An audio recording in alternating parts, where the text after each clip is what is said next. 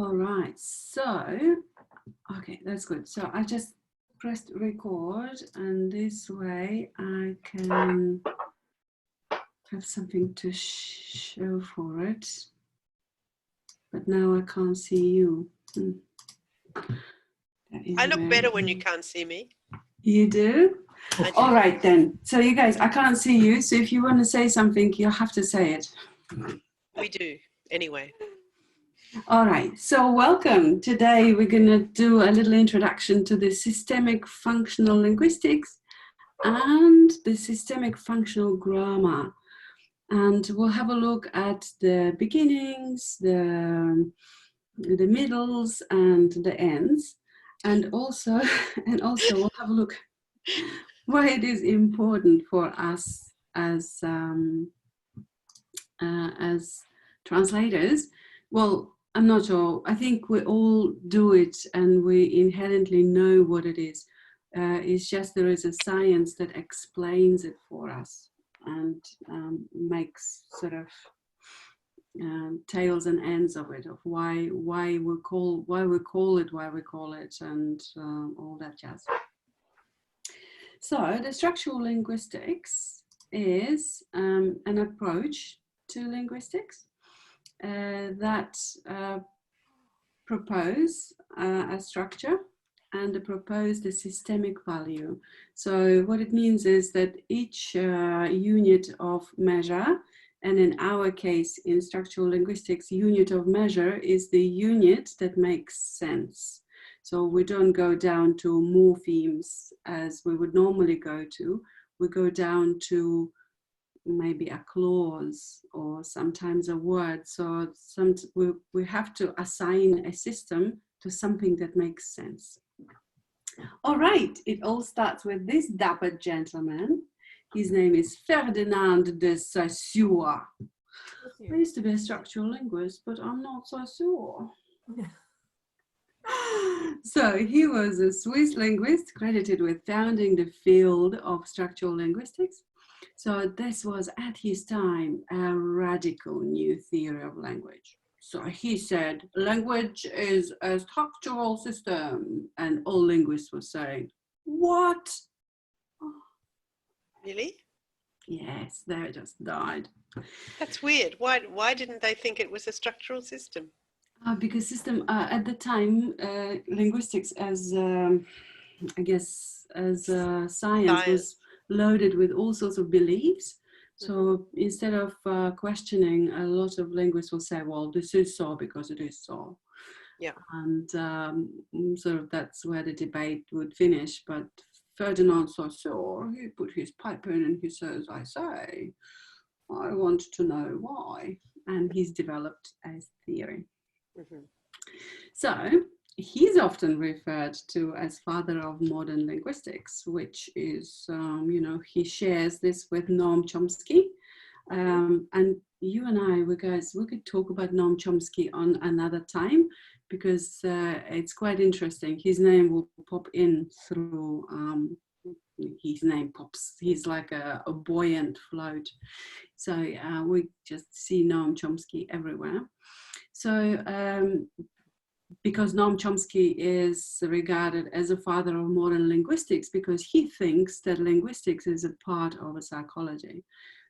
Ferdinand Saussure and our most revered Michael Halliday, they have another view. They think that structural linguistics is the part of the sociology. So we call it sociolinguistics rather than psycholinguistics. Saussure, his most influential work was Linguistique Générale, but it was published sadly only after he died, so he hasn't seen it. All right, what is it? What is structural linguistics? So the idea of structural linguistics is that language comes in the systems of equivalence and contrast. So we're going to see this equivalence and contrast through the whole of his theory. So there's always going to be a contrasting contrasting theory, and the theory of equivalence. So, in structural linguistics, language consists of strings of linguistics objects. So that's what I meant when I say we need to have a look at the unit of measure that makes sense. We can't go down to morphemes or phonemes. That's not the field of structural linguistics.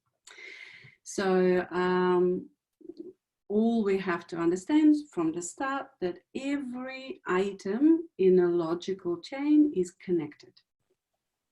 And that was, you know, whenever Saussure said, I think everything is connected to everything, linguists said, what? No, he said, yes. So, and in order to understand the whole of structural linguistics, we need to understand the key ideas. And I'm going to take you through, I'm going to take me through them. That was an interesting journey for me too. So the key idea number one, key idea number one is that we have a sign. It's initially sounds like an abstract idea, but the sign consists of the signifier and a signified. So now I said it, none of that makes any sense, but I'm gonna speak with the voice of Saussure. So the signifier is the sound or the letters that we see that denote what we're talking about. So this is something that we inherently do. So we see something and we immediately, our mind works this way. It immediately offers us a picture. I say a cat, or you see a cat written on a page, and immediately your mind, my mind, our mind, gives us an image. Remember Descartes? That is what Descartes talked about, that meta-language, language that is not language, language of strikingly fast ideas. I say a cat, and each of you has an idea. There's a cat. You know, what kind of cat, we don't know, because each of us has a different picture of a cat. But nonetheless, when we say a cat, we know it's a cat. So in linguistics, this is the first, in structural linguistics, this is the first and very important factor, that we have a signifier and a signified that are part of a one coin. So whenever we can't help it, this is how our mind works. If I say a baby, you immediately know. If I say, don't think of a white elephant, you just have this white elephant in you. So the sign is this psycholinguistical idea that the language allows our mind to be very, very pliable. So our mind just works regardless of our wish. So, so when a signifier is a sound or a text, and a signified is something that our mind just provides us with. So the actual real thing, so the tabby cat or the ginger cat, it's called the referent. So we don't use it as a part of the sign. So our sign is a language and a little meta language. So a cat and a meow, a bottle and a bottle could be a whiskey, could be a little Camilla drinking bottle water. So we need to remember that referent, something that we actually, whatever an actual picture we have in our mind, it will be different, but the idea will be the same. And that's the signified. All right, sorry, moving on. And the sign is double-sided. So as I said, it's a two-sided psychological entity. So one cannot exist without another. So sorry, one question. What is the difference then between the signified and the referent?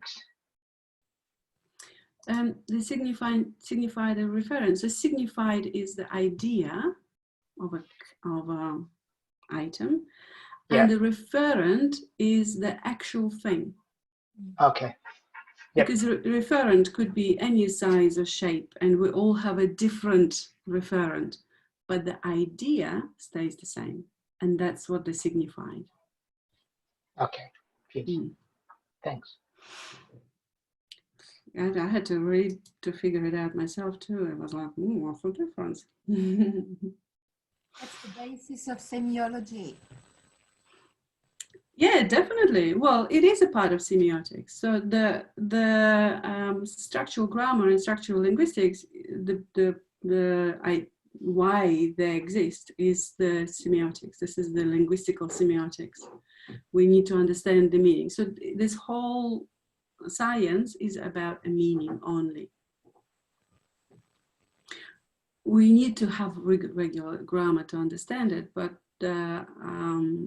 this branch of linguistics is only concerned itself with meaning. So I think that's why it is so interesting for us as translators to know that science like this exists, so we can, especially if we know all the descriptions, then it's, well, you'll tell me at the end if it helps or it confuses, because there are some, I've done this course with many translators who said that makes not a little bit of difference to my practice because I already inherently do all this. But it would be interesting. I believe this, for me, it was very interesting and very helpful. But I would be interesting to know what your idea is about all this. All right, so the next key idea about the from Saussure is that we need to accept that some things are arbitrary and some things are conventional. So he highlights that there is an arbitrary and conventional relationship between a signifier and its signified. So arbitrary because there is absolutely no natural reason why we call a cat a cat. So that's why in different languages, a cat or a lemon or a bottle or a chair has different name, because this is what whoever was speaking the language at that time assigned that particular phonetic value to a particular idea. So, and we need to bear it in mind, especially us as translators, that sometimes some things are called in different languages they are called that for no reason. So we don't call a cat a meow. Cats across the world must probably different cats actually make different sounds. So, you know, we could have called them arbitrary or logically through the whole of our populace as meow, but we call them cat and kitta and koshka and whatever, and in that particular language it makes sense. So that's one thing that he also, after we assumed that there is a sign, when we see something, our brain supplies an idea of what it is. Next thing is that my brain supplies this idea only if I understand. And I know that in the language that I carry, this is the idea that's been named that. So the convention then he refers to is the idea that the speech community needs to adhere to the same connections between the signifier and signified. So if I speak English, then if I see cat, this is the idea that my mind supplies. I know that we're talking about a cat. So if I just start calling a cat something else, it would be very weird.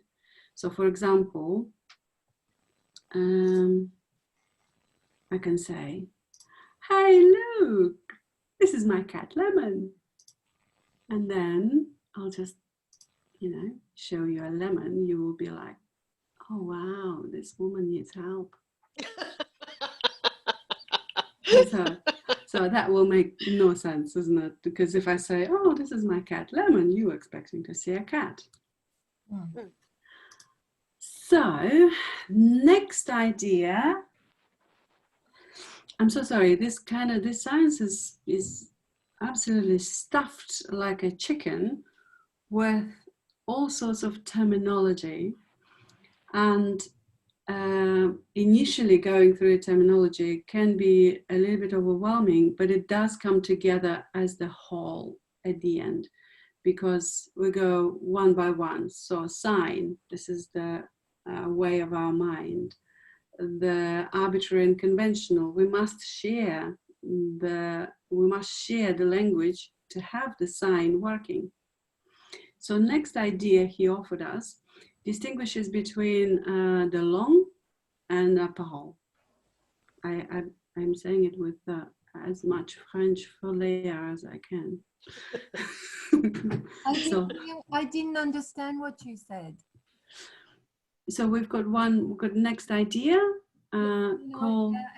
The two words you last. So one of them is called long. Oh, long. Okay. Long. I think that's a problem because it is a French term and my French is non-existent. No, it's fine. I was just, yeah. So, so one of them is called long and another one is called parole. oh, long. Okay, that's what's written here. Okay. Sorry, it's long. I thought long, and which went long, and I just couldn't get the connection. Thanks. All right. So how do I say it, Florie? Log. Log. Okay. So log and parole. There would be a few more of them. Then please help me when I come to them. In my course, we call them long and parole. Yep. So, and long is the system of language that is syntax, phonology. It is an abstract system that is used by a community. So everyone who shares the language, they use the language, yeah, because long, I think, that means the language. So we do say properly, if we want to say something, we say, oh, come over here, or bring me a coffee and I'll have a steak on a medium rare side, please. So that's the long. And parole is an individual quirks that we bring to the language. So everyone in a community, or some people in a community, might have different dialects, their own ways of speaking, and they, strictly speaking, still use the same language, just have their own little quirks.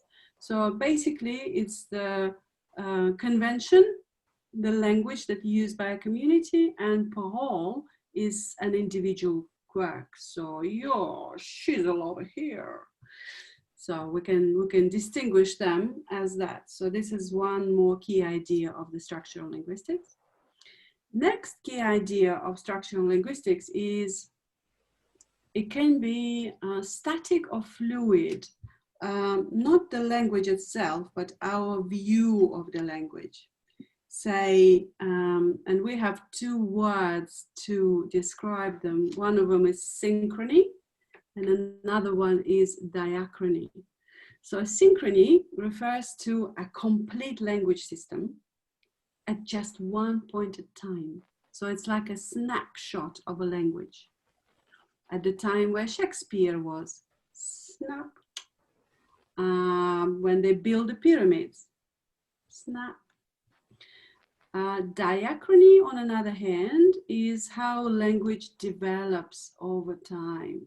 So diachrony is a most commonly used view of the language. So it is also known as historical linguistics. So even in our time, we noticed changes in languages. So we know different words appear or disappear, especially I am Russian. And now since the wall came down in Berlin and since we had whatever changes, Russian language is peppered with English words, like are lazily untranslated. We do have those words in Russian, but however, those new new words of new era, they come into our lives, and Russians use them untranslated as Russian words now. So it happened in my lifetime. So that's diachrony, and it's really important when we talk about some semantic changes. Say there are words that we know, for example, the word slut. It used to have a very innocent meaning. Slut meant sloppy. You're just a sloppy eater. Or say a word awful.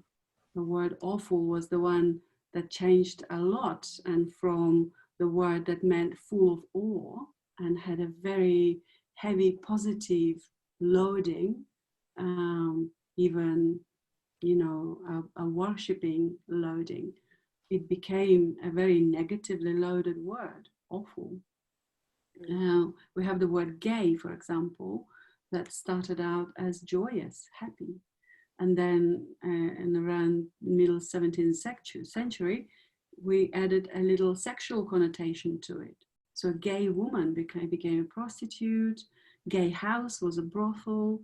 Then through the prison systems in America in 1930s, this word became, you know, loaded with a little bit more connotations. It became a hobo.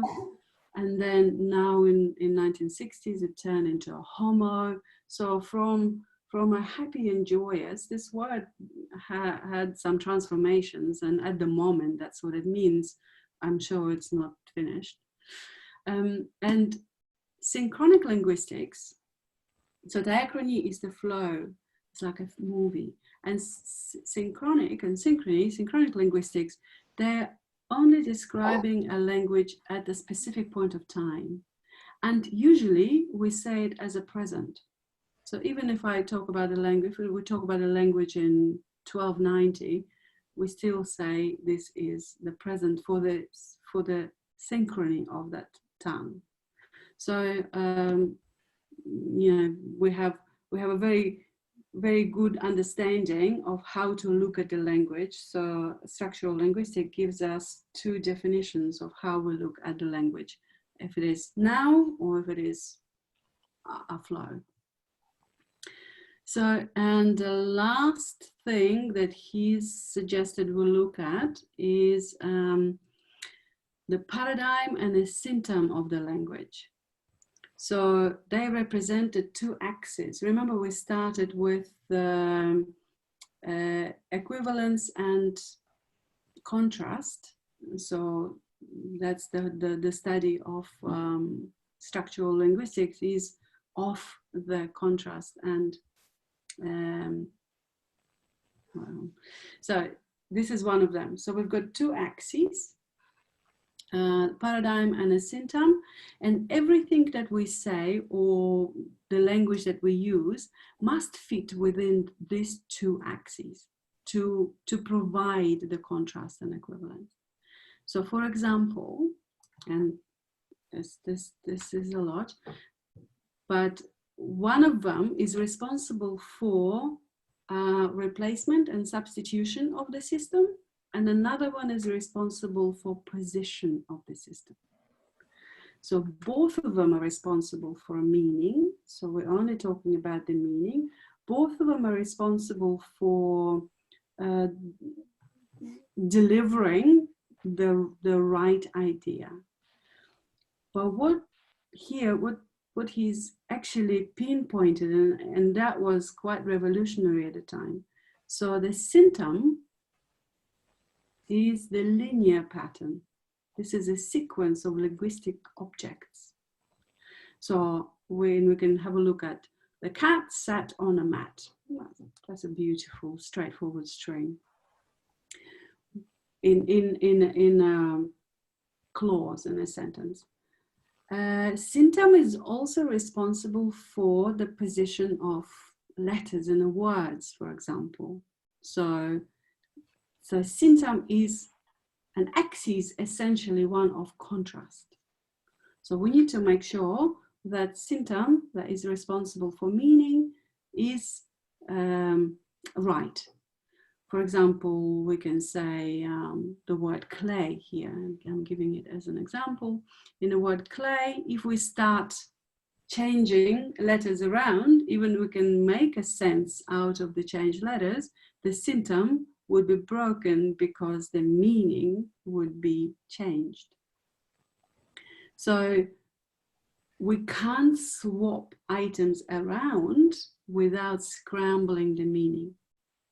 So we can't change letters in the world likewise without destroying the arbitrary connection between the signifier and signified. So when I say clay, the sign works immediately, where I say we see clay and our mind provides a picture. When we start messing with it, the sign doesn't work the same way. The sign has to redo its thing. So I say, oh, it's lazy. The sign provides a completely different idea. The mind provides a different idea. My sign has changed. So the paradigm, on the other hand, refers to a group of linguistic objects. So they have similarities and they can replace one another. So I've given a few examples here. So one of them is the cat sat on a mat, perfect structure. We can put the dog sat on a mat. The dog is perfectly acceptable substitution. The baby sat on a mat. Yeah, that's all fine. If we try to put fish on a mat, the sign doesn't work that well because fish can't sit. So it is a particular thing where symptom throws a red flag for us, saying in this particular symptom, we can't use the word fish. I mean, we are already, we live in a world of Disney and pretty good imagination, so we can stretch it, where grammatically it is okay. The English grammar allows us to do things like that. So, but the structural grammar would have an issue with that. And I think this is the most important, most probably as a reference for the difference between the traditional grammar and the functional grammar, is that functional grammar only concerned with meaning. It uses the traditional grammar. But if the meaning is tampered with, that's where functional grammar takes flag and says, all right, we can describe it and we can say what goes and what doesn't.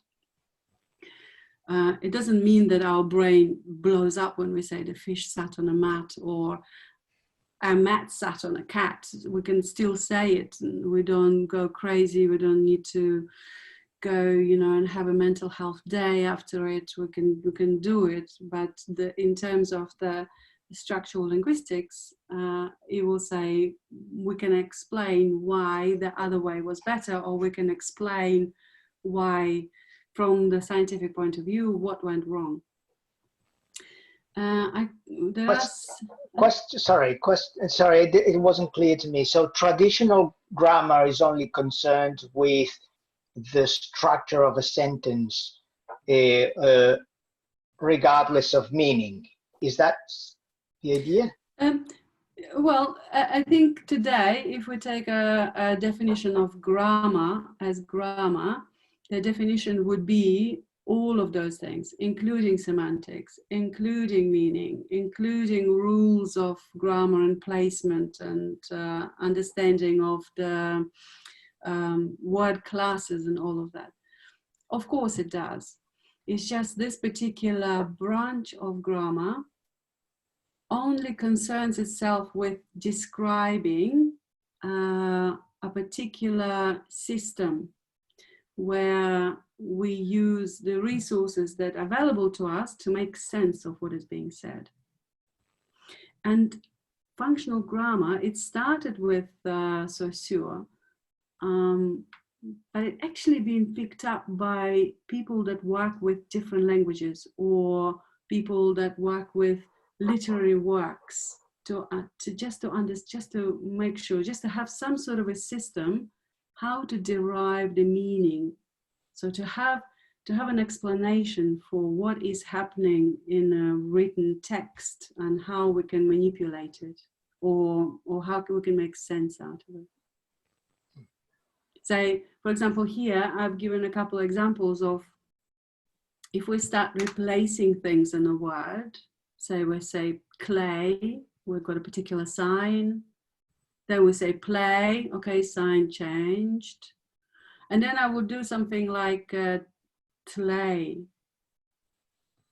And this, the structural linguistic, the symptom wouldn't allow it. So my sign doesn't work. I said play, and in English language, we just don't, it doesn't allow this particular combination. So in English, I don't think in English we have a TL sequence in this manner. So we have like a word still, and then I go and replace, you know, a T with a P, I say spill. So in this case, it's going to be, the paradigm will work. I can replace things that make sense. If I replace, instead of clay, I say play, in terms of paradigm, it works.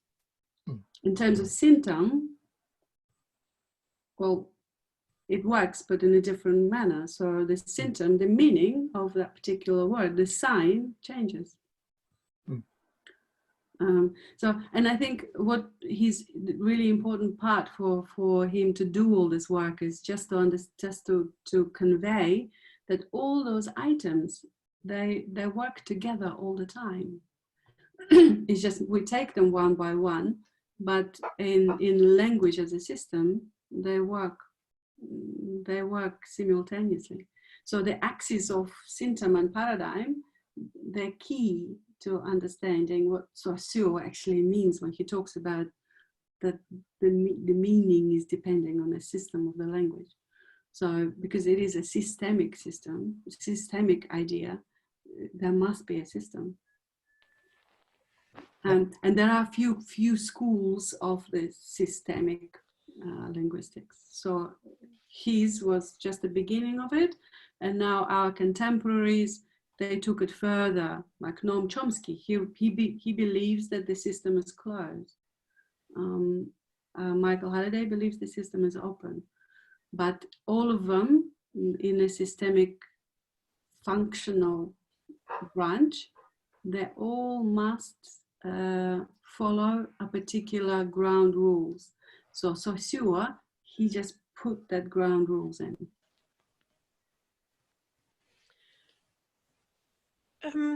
When you say a system is closed or open, what do you mean? There is a theory and there is a thought that each language consists of a finite amount of things you can do with it. There's so many words. The corpus is something that is countable. It is something that is, documented and computed, and so each language has a finite amount of words, a finite amount of forms, and therefore finite amount of systems. So as far as systemic value goes, so if this is a system of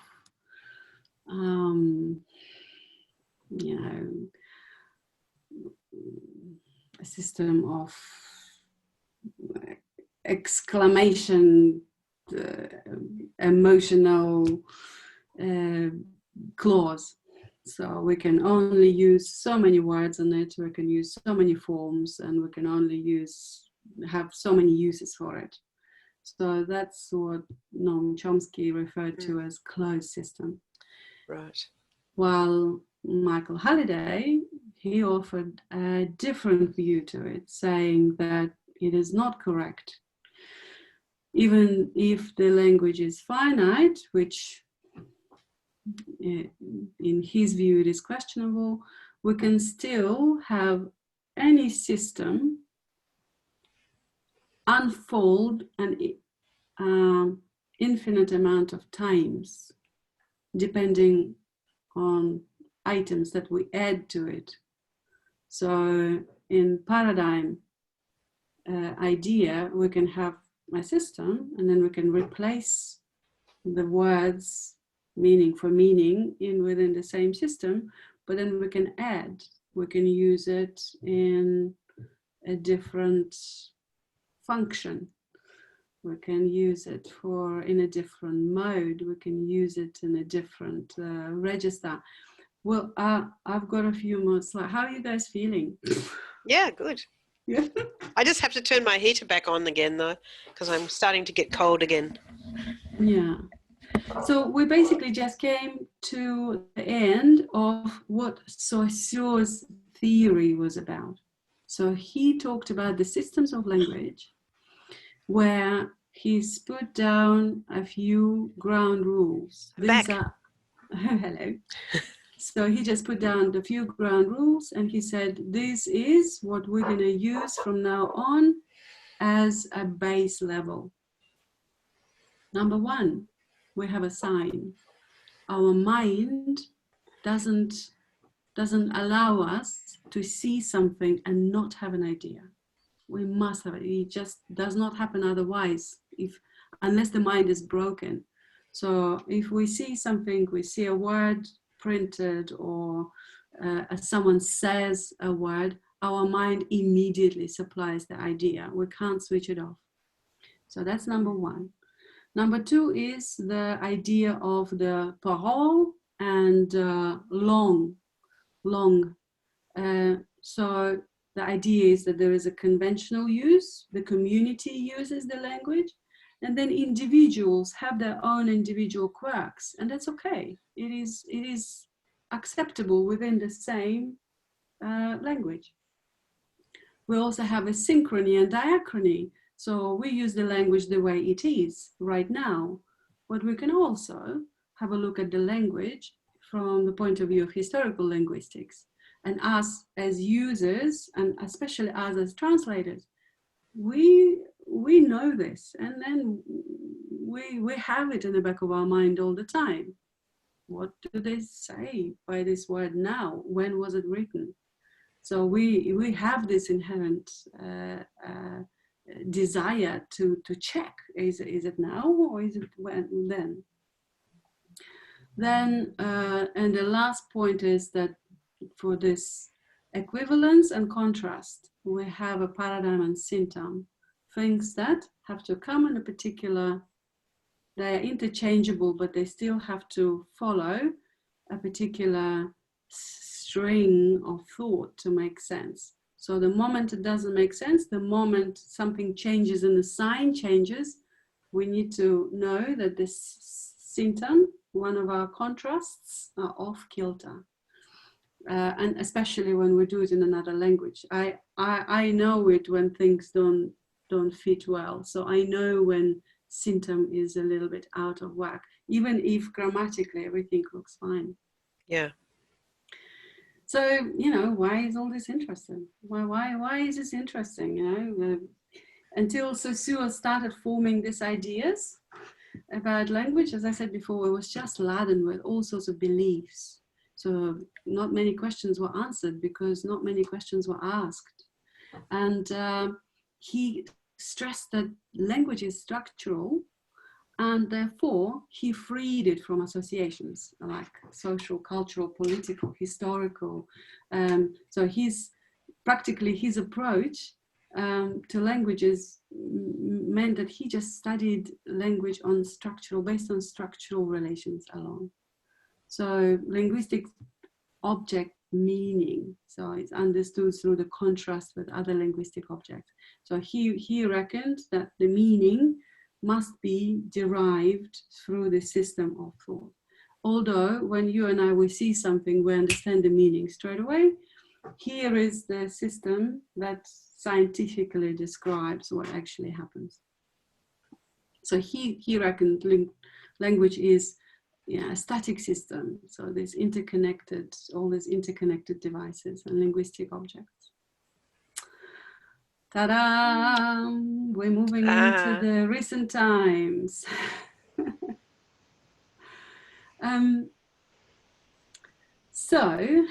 Now we see Michael Halliday. He just recently passed away. So up until his dying breath, he was a champion of systemic functional grammar.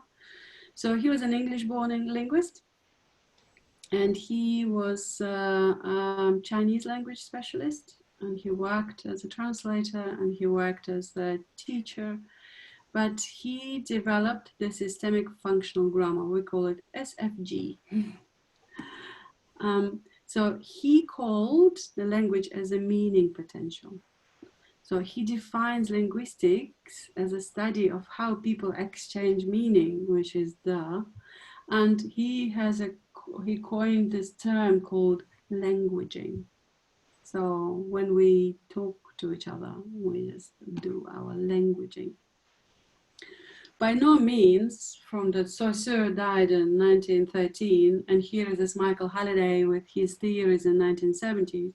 So by no means no one thought about that. Of course they did. There's many, many people that tirelessly worked on a field of structural linguistics and tried to make sense and try to describe things that they didn't understand. The most notable was the Prague School of Linguistics. So that was in 20s and 30s, just before the war. And then Michael Halliday took his baton from John Rupert Firth. So that was another very notable linguist from England. All right, so what's the difference? What is the actual difference? Why do we need functional grammar? We already have grammar. So the difference is that functional grammar focuses on the way language is put together so that meaning is communicated for a particular purpose. So we've got meaning communicated for a purpose. That's our functional grammar. So we look at language as the system of meaning. That's why in the beginning I said functional grammar doesn't look at words as the units of meaning. Functional grammar looks at texts as systems of meaning. Well, the smallest would be the clause, but functional grammar is not concerned with the clause. Functional grammar is concerned with the whole of a message.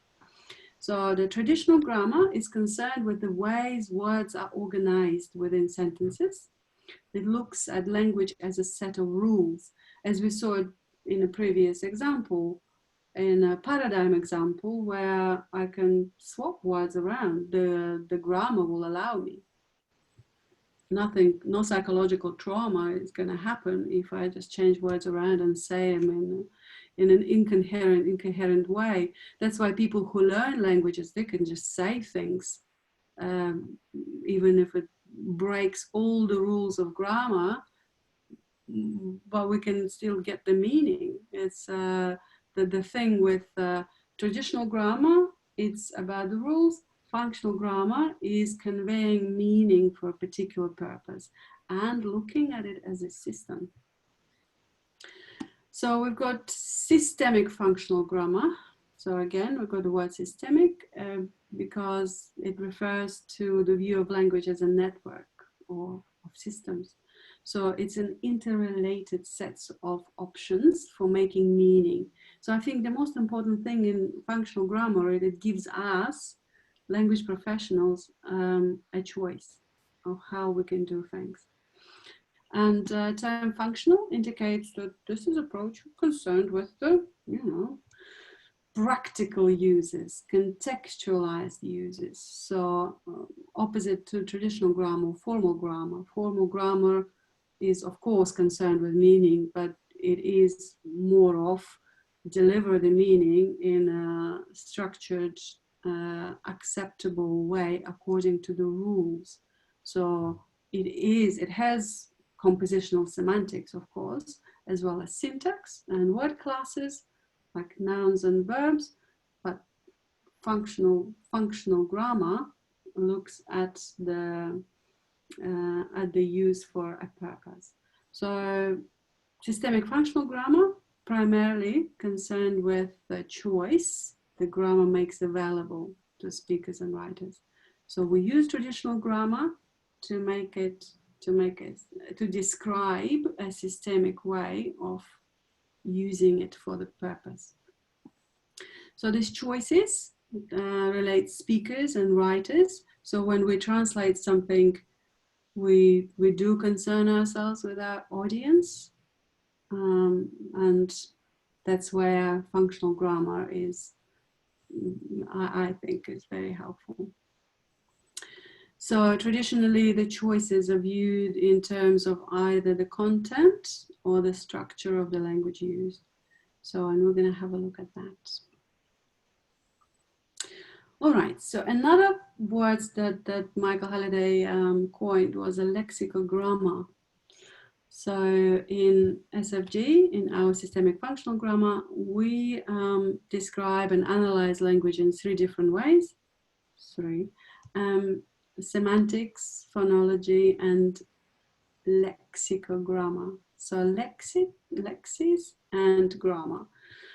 And Halliday theory sets out to explain how text construe meaning and how the resources of language are organized in open systems and functionally bound to meaning.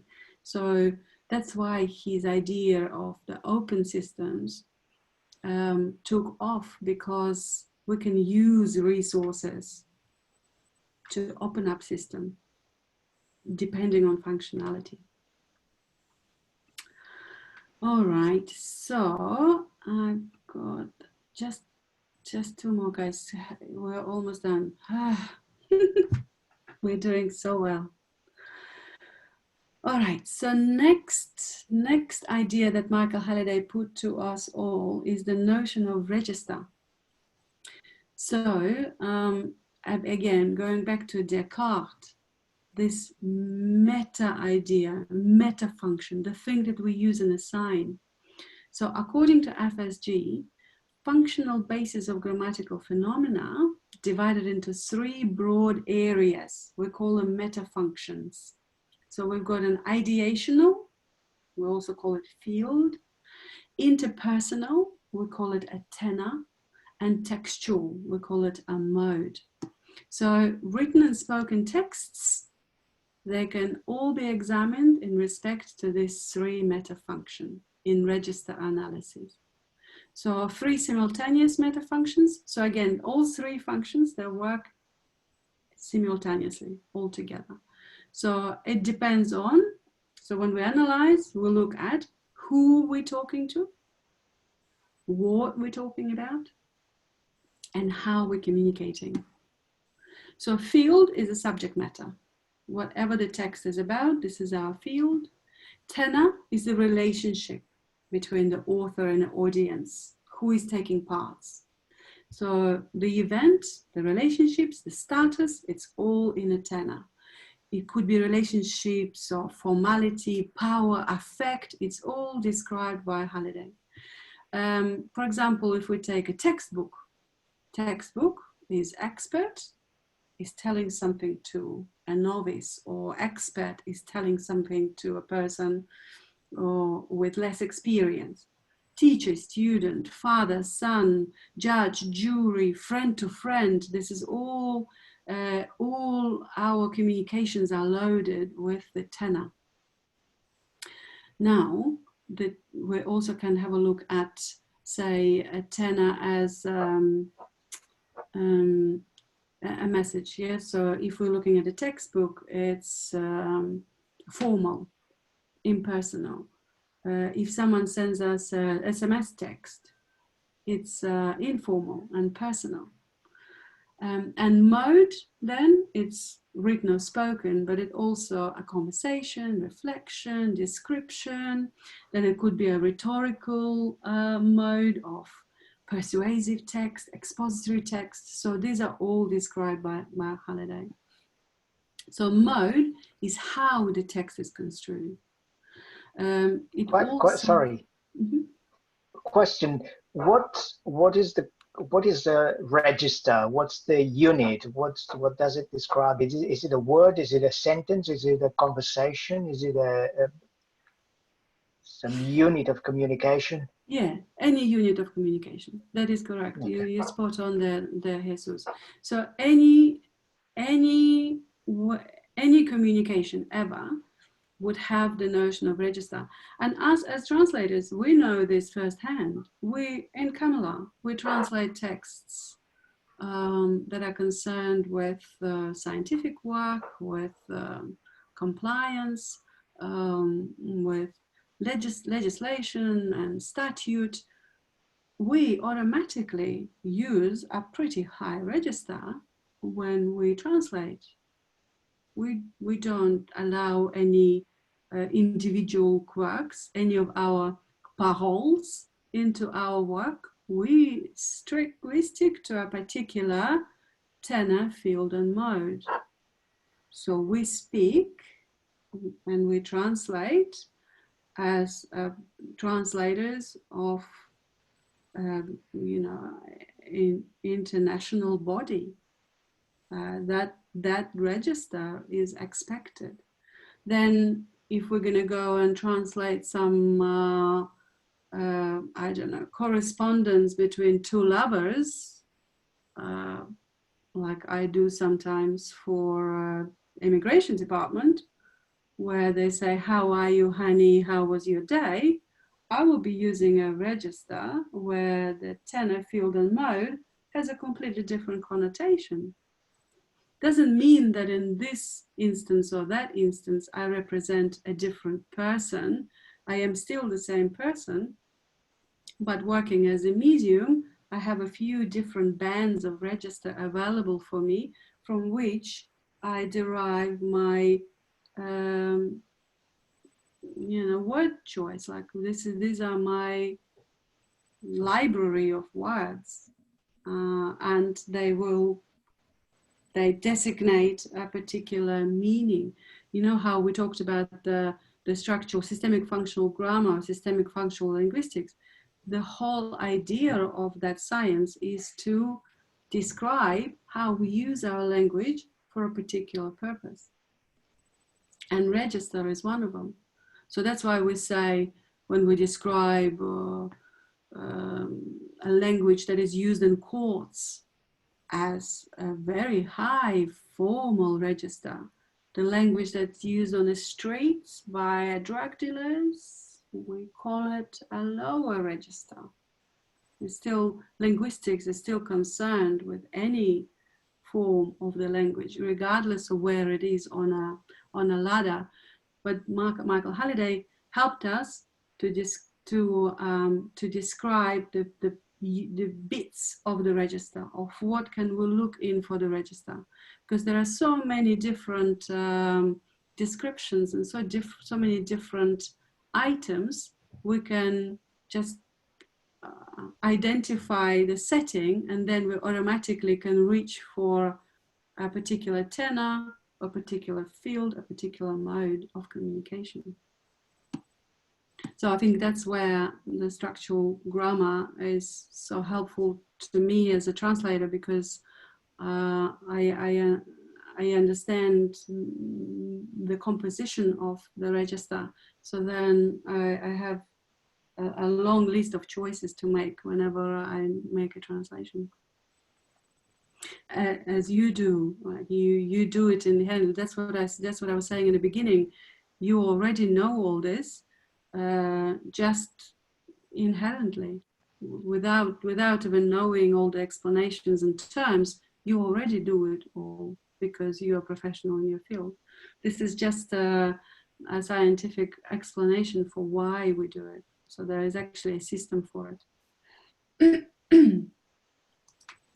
All right, so the next thing he did is he's described a children's grammar, which we use a lot, and a lot of professionals use in language acquisition, and to understand what parts of language, and also what systemic parts of language are used for a particular purpose. So he's derived 7 functions of language with regards to grammar that are used by children, but we use this system to understand the function of any text. So the instrumental function, it's used to manipulate the environment. caused a certain outcome. I need a cat. I don't want lemons. So that's very, very straightforward function. We've got regulatory function of the language. So this is very direct. Come here, feed my cat. So we've got interactional function, where the interactional function serves to ensure social maintenance, where we involve other players. We say, would you like to be my cat, mummy? Would you like to feed me? So that's another function. We've got a personal function. So that's just to express emotion, personality. And all these functions are visible whenever you take a text. You can, once you know those functions, you can see them in the text and you can identify them. So personal is, a cat makes me happy, lemons are evil. So just to express our feelings. We've got a heuristic function, and that's just to acknowledge our environments. So we can say, oh, hi, there's cats here everywhere. So that's very assertive of us. We can do the imaginative function. So once upon a time. And we also have a representational function. So representational function is always for stating a fact. So that's a few more functions for you, a few more terms for you for today, just before your brain explodes. So the theory of meaning as a choice, and is SFG for me. So we've got two theories here. Noam Chomsky and Michael Halliday, they were collaborators. They're not enemies. They're not sitting in different clans. They just have a different views on some items of the systemic linguistics. And one of them is Noam Chomsky believes that language is a finite system. Halliday believes that infinite. The Noam Chomsky reckons so it generates only the grammatical sentences in a language, where Halliday offers all sorts of theories, especially prudent in acquisition of languages. So there is a meaning in language, even if the person doesn't know how to speak it. We can still derive the meaning as long as our contrast and equivalence holds up. And the last thing is, for a translator, why SFL? Well, why do I need this? Why do I need an SFL? So there are quite a few scientific works that tie SFL to a translator work. So we've got, Michael Halliday said that language is a system of meaning potential. So translation, so he was saying that translation is meaning making activity. So we would not consider any activity to be translation if it did not result in a creation of meaning. So, and then he says, a language theory which is relevant to translation has to be a theory of meaning making, of making meaning as a choice. So in SFL paradigm, a speaker makes choices from within the total meaning potential. So each utterance encodes something and we decode it. So that's it all relates to the function of meaning. So I've got a saying here. So grammatical resources responsible for realizing such meaning most often work differently across languages. Thus, a translator, in order to accomplish his or her delicate task of translating and rendering a source text into a meaningful and effective target text, needs to understand all these meanings and reproduce them in another language. So when we look at text, we do all this work. We create a sign, we check, is it now, is it then? We check whether the paradigm and symptom holds up. We do all this work, our mind does all this work in a matter of a fraction of a second. So, complexity of translation. lies in a constant challenge with the issue of meaning. So here we have it. Thank you very much. You are such a grateful audience. Yeah. How are you feeling? Very A bit good. dry. No, it's really interesting. I think there's a scope for a lot of extra reading. Oh, yeah, definitely. Yeah, only if you want.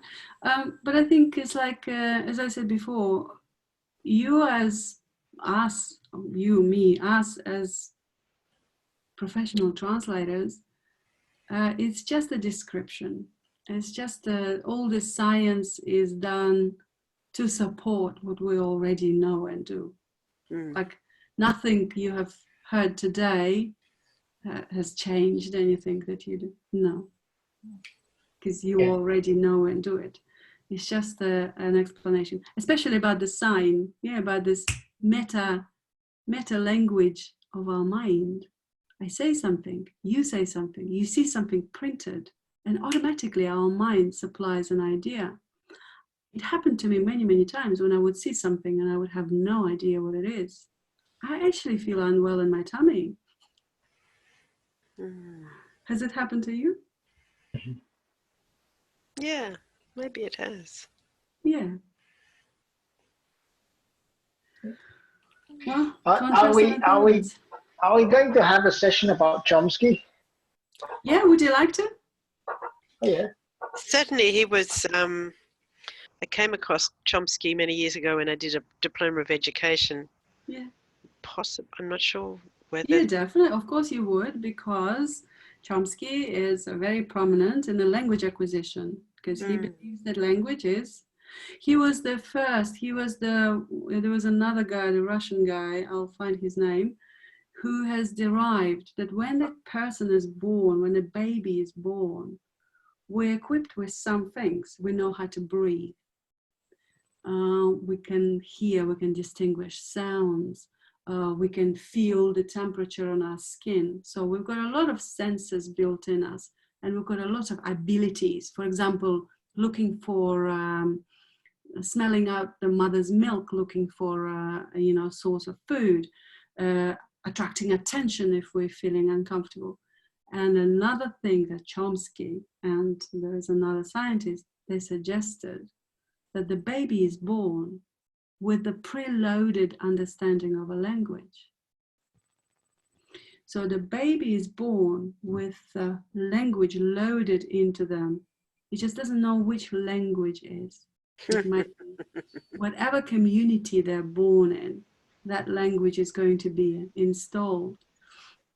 So what they're saying is that even us as grown-ups, if we hear that somebody speaks on another language, but they speak incoherently, we will understand it. We will not understand what they're saying, but our mind will pick up, our brain will pick up on that inconsistency, that they're using the language in the wrong way, even if we do not know that language. And since then, that theory held up. They have found a place in the brain that is wired for language.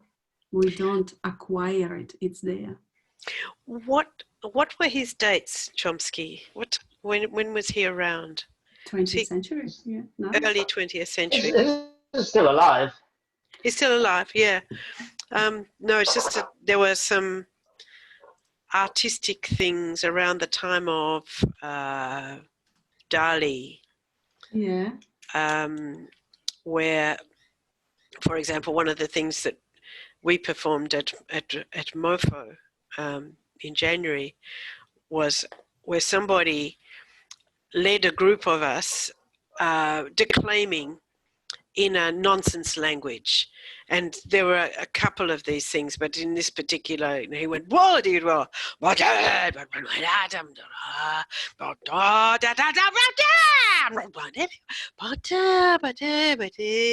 you know, it was like this. And we followed him and tried to copy what he was saying. It was quite funny. But I think there were at least two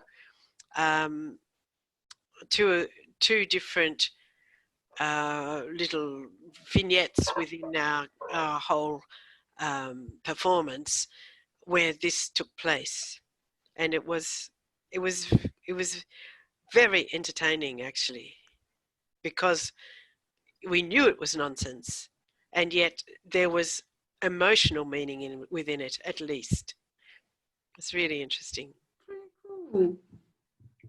Maybe we should get hold of the Recording. yeah. It would be very interesting to listen, just to listen to my tummy, to hear whether it's right or not, because we have tested something like this in our course where our professor was playing some gibberish, and and I've concluded that mine most probably is broken because I couldn't hear anything wrong with that. If you've ever been to the Alliance Française Film Festival, they have an advert which involves two people who are non-French speakers, and they go and speak French sounds, and it is so believable. Like, you feel like you're hearing French, but it's not, it's gibberish. It's so well done, and it's hilarious. And yeah.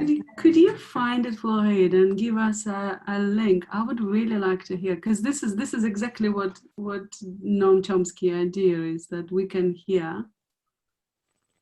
Yeah, and there's something else as well. I once went to visit someone, and he gave me a text to read apparently in French. I could make no sense of it, but he asked me to read it aloud, and it was things like modeur, goose, rame, and un petit, d'un petit, c'est ton oral. Un petit, d'un petit, à degré de fall. And it was actually Mother Goose rhymes, and that was Humpty Dumpty, and so it was English text made to sound like somebody speaking with a very heavy, really probably concocted French accent, and it made them fall about laughing, and I had no idea what it was about because it didn't make sense, and I was going, how can I read this? It is quite funny. It sounded legit, like it sounded as a non-French speaker, I would take it for. But now you mentioned Humpty Dumpty. That's a perfect example. Yeah. Of nonsense speak that we feel very emotionally connected to. It doesn't feel. Yeah, there's a good story behind Humpty Dumpty, but let's not get into nursery rhymes now. We'll be here forever. Okay. Well, I'm so grateful that you're here. I've been a little bit nervous about this one because it's so loaded with terminology, and I tried to spice it up with cats and as much as I could. Lemons. Lemons. It's funny, that associational thing. Like, in fact, Monty Python did a sketch which was about word association football, and so really every word led to another word which was associated with that word, but the whole effect was nonsensical, and it was very funny. But also I had friends who, she bought an old panel van which was orange, so she called it the Carrot, and her boyfriend bought a little grey car that looked very flash, but in fact kept on having things wrong with it, so they called